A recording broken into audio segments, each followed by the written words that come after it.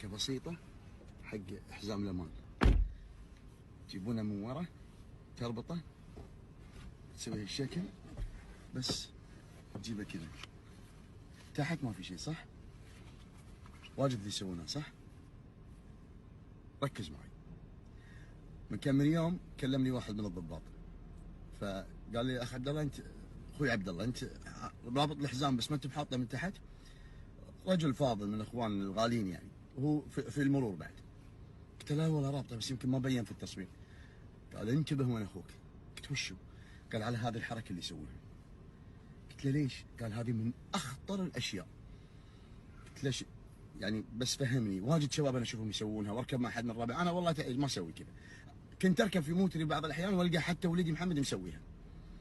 فجريت يمكن مره ولا مرتين، لكن العاده لا، دائما حزامي. قال هذه من اسهل الاشياء اللي تتسبب بالموت. قلت له ليش؟ قال في واحد صار عليه حادث وكان حادثه مو بذاك اللي يعني كبير واجد، لكن بسبب الحركه ذي زلق تحت وذا خنقه وتوفى الله يرحمه. الله يرحمه يغمد روح الجنه. فانتبه ليش؟ لانه ما يكون الحزام ما هو بماسكك من تحت، اذا صار دعمه ولا شيء ولا مسكت بريك انت تزلق تروح تحت، فلا عاد تسوي كنترول على عمرك ولا شيء. الحزام ما حط عبث. هذه نصيحه، الحركه ذي لا عاد حد يسويها.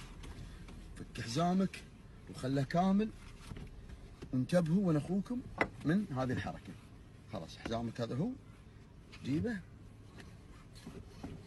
بس يربط من فوق ومن تحت وامورك طيبه. اللي هو ايش؟ هذه. فهذا هو ماسكك منه وماسكك منه، فلا سمح الله اي دعم اي شيء عندك شيء يمسك من تحت يمسك من فوق، اما بدون ترى تزلق، فاحذروا كل الحذر.